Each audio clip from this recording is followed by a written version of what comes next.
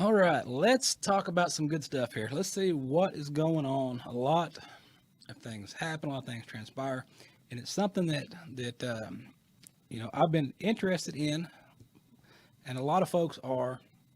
And I want to talk to somebody that knows a little bit more about it than I do. And I found the man with the plan that knows about that, and that is Philip Mantle. How are you doing? Good evening, Pepper. I'm fine, thank you. Doing good, doing good. So, whereabouts are you located right now? Well, I'm in the north of England, so you probably know the cities maybe of Liverpool and Manchester. Well, I'm about 50 miles from Manchester, about 60 miles from Liverpool, and it's snowing like mad here as well. Snowing. I don't want no part of that. I see. I think when we've been over a few times, but I don't think we went up that far. We stayed down towards, I guess, the southern part. We stayed around London and Yorkshire and stuff Well, like I'm that. in Yorkshire. I'm in West Yorkshire. Okay. We're about 200 miles north of London. So next time you come, forget London, Pepper. Come on up north. Yeah, yeah. I did. We stayed in London for a few days, but I didn't like that. We went up to Yorkshire. That's up in Yorkshire. That is where my I guess great grandparents or so are from over there. That's where they came from back in the 1800s. So they're in Yorkshire. So we got some family over that way. So it's pretty good. Yeah, well, come on up and take a look around. And if you're into the paranormal stuff, there's plenty here. Plenty. That we did. Where did we go? We went to we stayed in a few of the haunted castles while we were there and checked some stuff out. So that was good. But what what I want to know about is this book that you got out. What got you interested, or what got you started in in the UFOs and things like that? What was it that got you going into wanting to look into this a little more? Yeah, I mean, as a young man, Pepper, I was always interested in the things you were discussing earlier. The paranormal. I had an interest in that as far back as I can remember, and just by chance, right opposite where I live was my best friend's grandmother.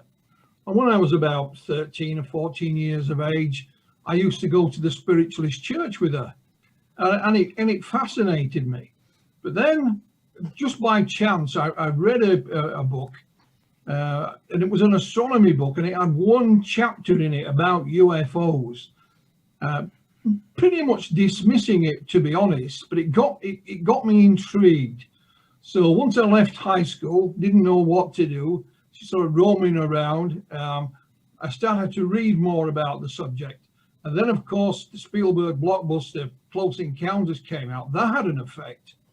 So in late 1978 into 1979, I went to work in what was West Germany at the time.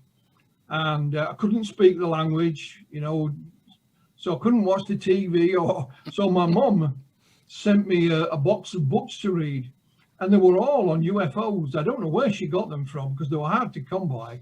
And of course, by the time I got home, I'd been converted. And just by chance, my aunt gave me our local newspaper that we have here, and it had a little small ad in it announcing the formation of the Yorkshire UFO Society coming up that Sunday. And it was in the city of Leeds in West Yorkshire. So in 1979 on a Sunday here, Pepper, everything closed.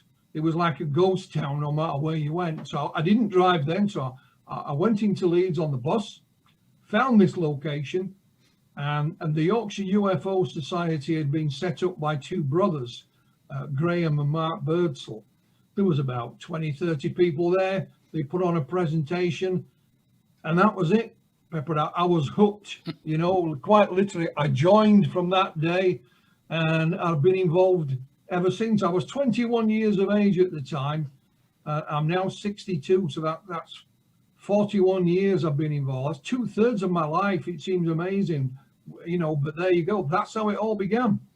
Well, I was skimming through this book, the book that you got out, the Young Person's Guide, introducing UFOs, and there's a piece in here that's not far from where not far from where I live, and you've got 1878, January the 2nd, not too long from now, in Denison, Texas, a farmer, observed the objects in the saucer of the sky and moved over them great speeds and great heights. And that's Denison. That's right down. That's not far from me.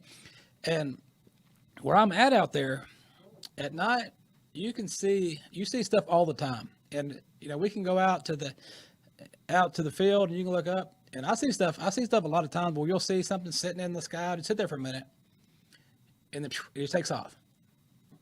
And I'm like, what is that? What's happening? What's going on? And then, you look at it and you try to justify it, I guess. The things you see sometimes, you just try to figure out that can't be what I saw. Yeah, you try and rationalize it. Yeah. I mean, it's an obvious, same in the paranormal field. You may see something and you try and say, well, it could have been this, it could have been that. And you sort of go through a process. It's interesting you mentioned that little story from 1878, because people for a long time and still today use the term flying saucer. And it was first in any big way went into the public perception in 1947, when private pilot Kenneth Arnold saw these objects over the Cascade Mountains.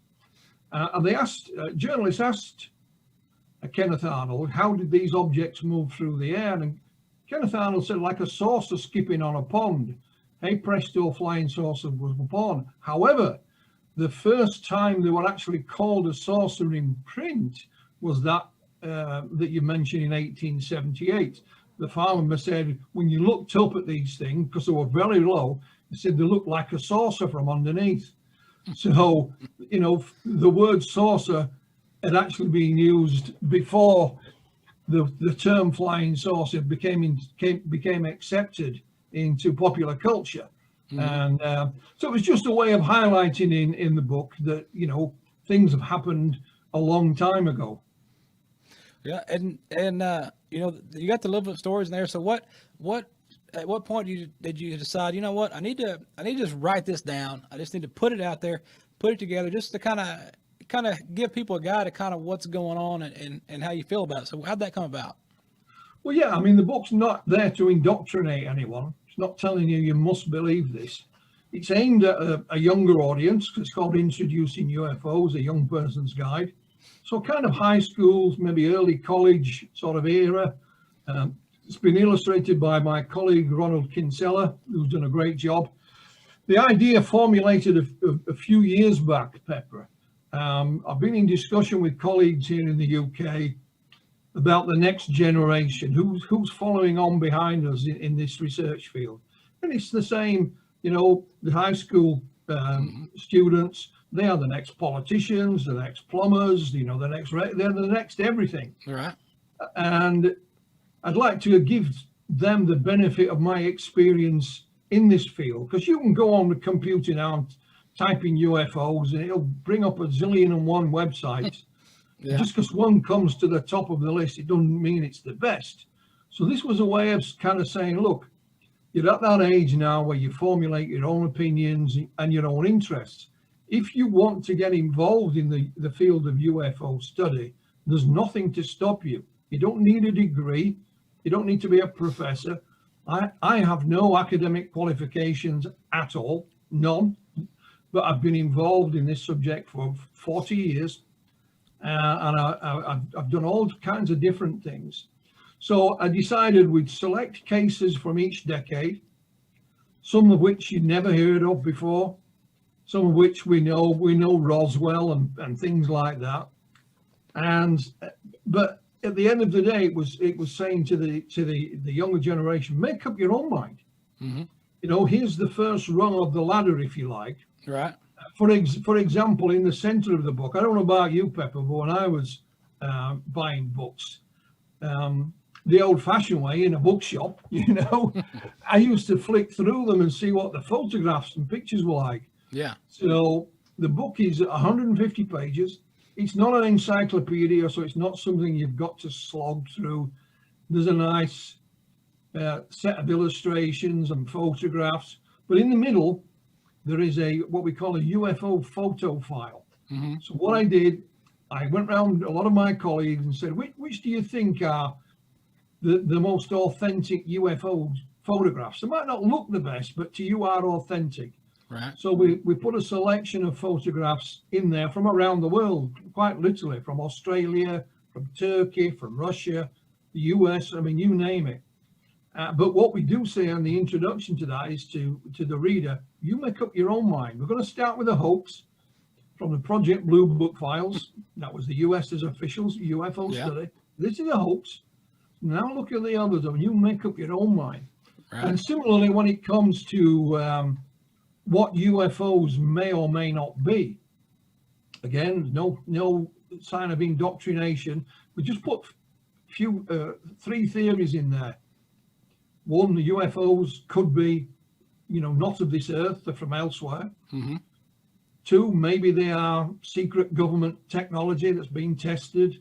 Or three, perhaps it's some kind of rare meteorological phenomena that science hasn't yet caught up with. Again, make up your own mind. And see, and what my thinking, or one of the theories that I had come up with too, is at some point in the future, with all the technology, that somehow time travel gets invented, that maybe it's us in the future coming back to study the past to see how we got to where we are.